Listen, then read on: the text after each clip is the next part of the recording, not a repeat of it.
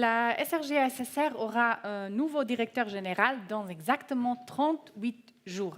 Gilles Marchand succédera à Roger Devecq, qui est à la tête de la SSR depuis 2011. Gilles Marchand était le directeur de la RTS depuis 2010. Il était auparavant de la TSR.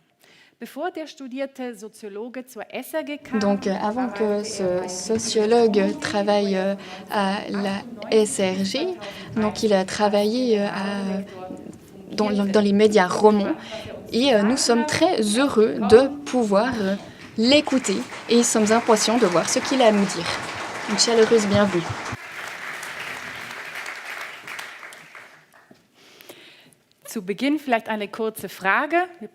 Peut-être une petite question en guise d'introduction. Est-ce que vous avez besoin d'un microphone? Non, c'est tout bon. Alors, petite question. Depuis quelques mois, vous avez quitté la ville de Genève et habitez aujourd'hui dans la capitale fédérale, Berne. Alors, quel est ce changement? Comment ça se passe? Alors, c'est tout à fait possible d'habiter à Berne. Je le dis ici à Zurich parce que vous êtes peut-être étonné de constater qu'un Suisse romand vit à Berne. Mais c'est une très belle ville. On est au centre de la Suisse. Il est facile de se rendre à Lausanne, à Bâle, à Zurich ou d'autres villes. Et donc, c'est là que les activités se passent. Et en plus, voilà, ça m'a permis d'apprendre l'allemand. Merci beaucoup. Mesdames et messieurs, je vais aussi parler en allemand, rassurez-vous. Mesdames et messieurs, chers confrères, chers collègues, c'est un plaisir de vous retrouver ici durant cette journée consacrée à la radio, alors que je m'apprête effectivement, comme le dit Maria Victoria, à prendre de nouvelles fonctions à la SSR. Sie wiedersehen, weil es gibt einige Kollegen hier. Je me réjouis de vous revoir toutes et tous ici parce qu'il y a un bon nombre de collègues dans cette salle que je connais depuis de nombreuses années et qui sont des Suisses romands. Mais cela me fait également plaisir de faire votre connaissance parce que bon nombre de personnes d'entre vous vous demandent « mais c'est qui ce roman qui va s'occuper d'un domaine aussi important ?» Alors Gilles, comment? C'est qui ce Gilles? C'était le titre d'un journal hebdomadaire à Zurich lorsqu'on a communiqué mon élection de directeur général de la SSR. Ce journal s'est posé la question de savoir si j'étais peut-être naïf ou même un peu masochiste. En effet, pourquoi donc quitter la Suisse romande où tout semble plutôt paisible, où les relations entre les acteurs publics et privés sont normales et même plutôt agréables, pour se plonger dans un contexte alémanique, disons, un peu plus compliqué. Je regarde M. Bachmann là, qui me fait des grands yeux, un tout petit peu plus compliqué. Eh bien, précisément, mesdames et messieurs, précisément parce que nous sommes à un carrefour, à un moment difficile, certes, mais aussi à un moment où il est possible de faire évoluer les choses, un moment qui est assez décisif pour la place médiatique suisse, tous médias confondus. C'est une séquence que nous sommes en train de vivre, une séquence où notre paysage médiatique national est sous pression, où les modèles sont remis en cause, où la société numérique mondialisée bouleverse tous les acteurs nationaux, et ça dans tous les pays, pas seulement en Suisse. Aber bevor wir heute einige Ideen austauschen, mais avant d'échanger quelques idées, je me permets de me présenter rapidement pour que ce Gilles qui devienne un Gilles Marchand aussi en Suisse allemande. J'ai débuté ma carrière professionnelle avec le papier au milieu des années 80. Je travaillais comme éditeur dans une petite maison d'édition. Ensuite, j'ai changé, je suis allée à la Tribune de Genève et en même temps, j'étais animateur de radio, oui, vous avez bien entendu, pour une radio libre en France. C'était d'ailleurs des temps très agréables et il y avait une certaine liberté des radios à l'époque. Ensuite, j'étais conseiller de presse pour les entreprises et un grand client m'a demandé de travailler directement avec lui, à savoir Ringier Suisse romande. Pendant ce temps-là, nous avons développé les premiers print websites en Suisse Et en 2001, j'ai quitté Ringier-Romandie pour rejoindre la télévision suisse romande, la TSR, pour en être le directeur. Pendant plus ou moins 10 ans, nous avons développé une nouvelle culture numérique dans une culture de télévision. C'était une culture fondée par des régisseurs. C'était des temps de forte transition. C'était pas seulement intéressant, mais aussi très sportif, il faut le dire. En 2008, nous avons eu l'idée de connecter les radios et les télévisions parce que nous nous sommes rendus compte que la révolution numérique a changé notre société numérique et nos besoins. Mesdames et messieurs, les temps d'une culture linéaire, autoritaire, sont finis. Cette culture, elle était strictement organisée. Il y avait des limites strictes entre les différents sujets. Aujourd'hui, tout cela a changé. Nous avons créé une culture moins verticale, mais plutôt horizontale. Nous ne pensons plus seulement en canaux, mais nous réfléchissons plutôt en sujet. Bien sûr, nous n'avons pas renoncé à tous nos canaux, mais nous avons réussi à trouver une combinaison entre les canaux classiques et les nouvelles plateformes numériques. Cela nous a permis de stabiliser notre portée dans un paysage médiatique qui est presque atomisé. La suite, mesdames et messieurs, vous la connaissez donc depuis quelques instants. Vous savez que j'ai rejoint la SSR cet été. Et donc, pour ceux qui en douteraient, ou même qui penseraient que c'est impossible, je vous confirme donc que j'habite bien à Berne avec ma famille, et c'est Möglich. Pourquoi est-ce que je vous raconte tout ça, mesdames et messieurs? Je vous raconte tout ça parce que je voudrais vous dire qu'avec la création de la RTS, Radio-Télévision Suisse, la fusion de la radio et de la télévision, le travail en commun, eh bien, moi, j'ai rencontré le monde de la radio. Je venais du papier, de la presse écrite, j'avais travaillé beaucoup pour la télévision, et puis je suis rentré en contact avec le monde de la radio, avec votre monde.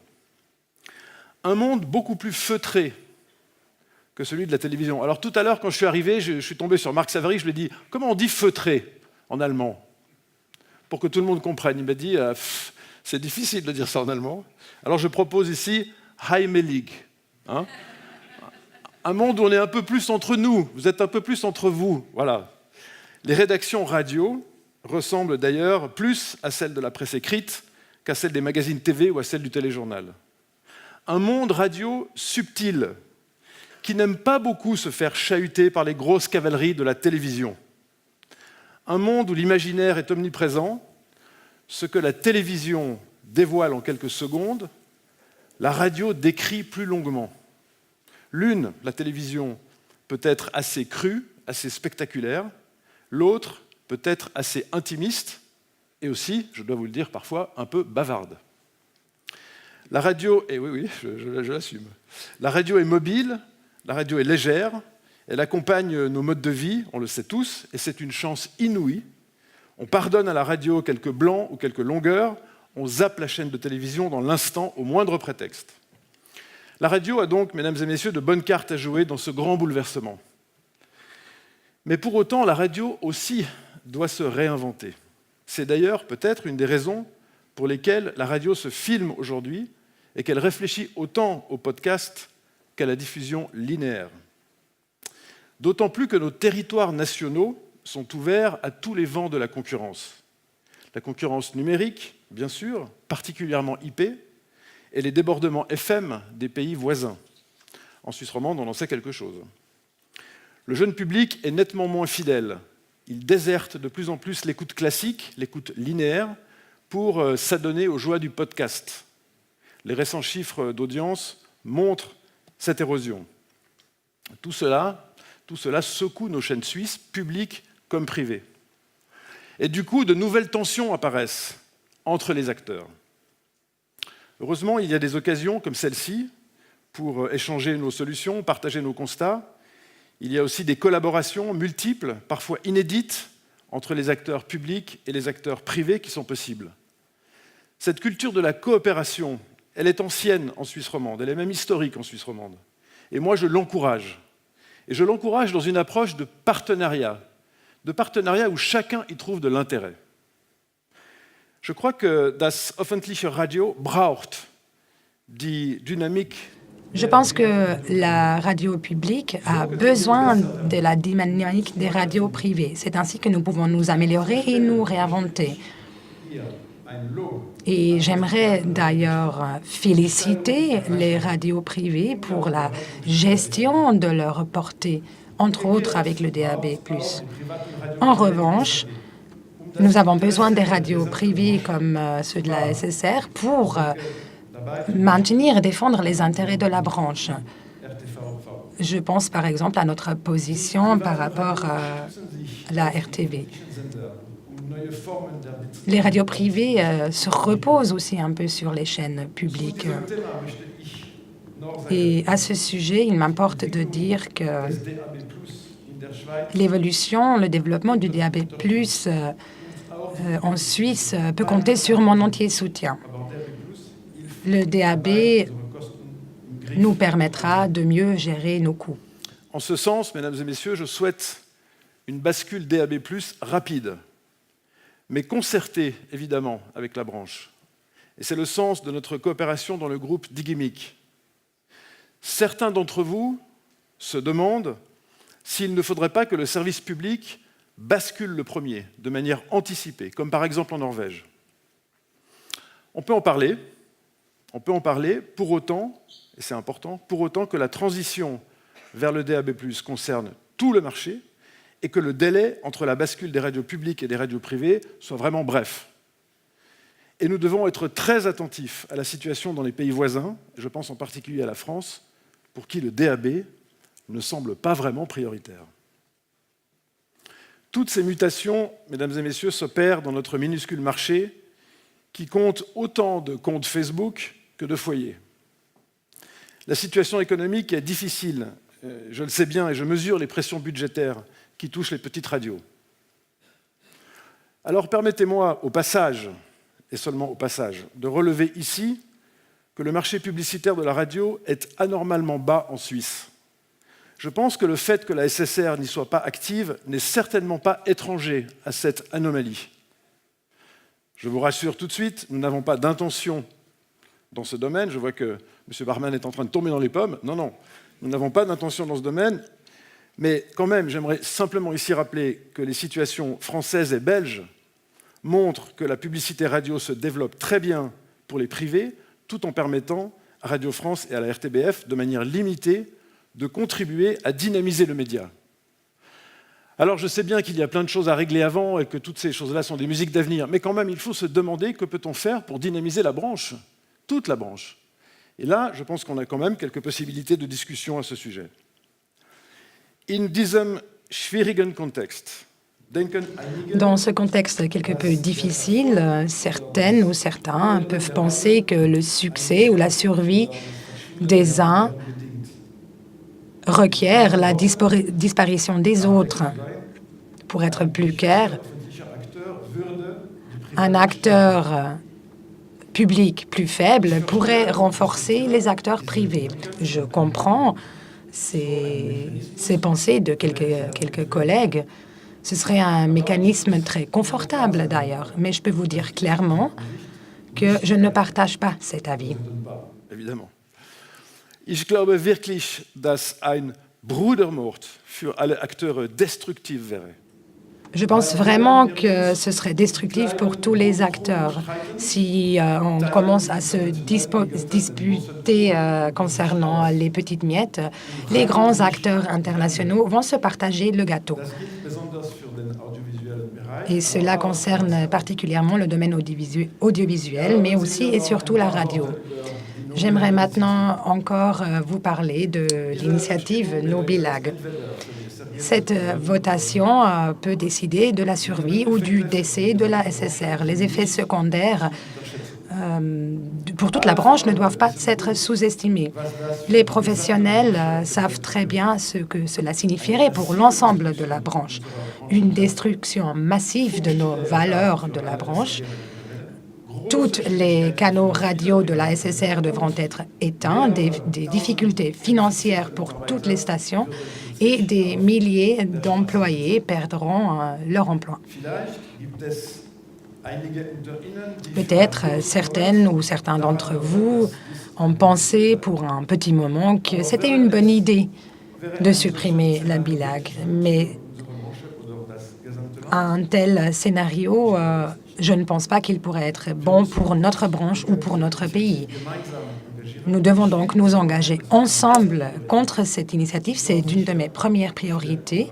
Je le ferai, je m'engagerai contre cette initiative. Et je sais qu'il y en aura d'autres. Je voudrais partager avec vous ma conviction que dans ce petit pays, magnifique petit pays, mais quand même petit, nous sommes plus forts ensemble que les uns contre les autres. Ceux qui me connaissent dans cette salle, et il y en a quand même quelques-uns, savent que ce ne sont pas que des paroles de circonstance.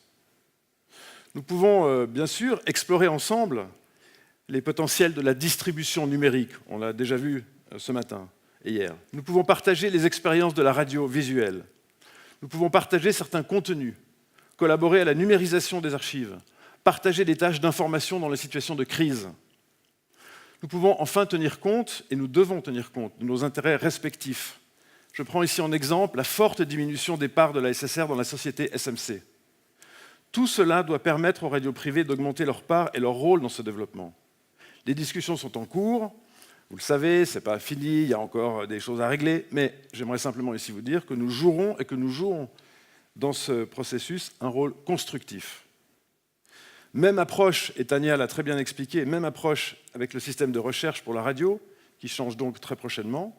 C'est une étape très importante que nous avons soutenue avec nos collègues des radios privées pour trouver des solutions adéquates, aussi bien au niveau local qu'au niveau national. Et moi, personnellement, je suis très intéressé et très attaché à ces questions relatives à la recherche. Nous devons créer des valeurs communes dans ce marché que chacun respecte et que chacun comprend.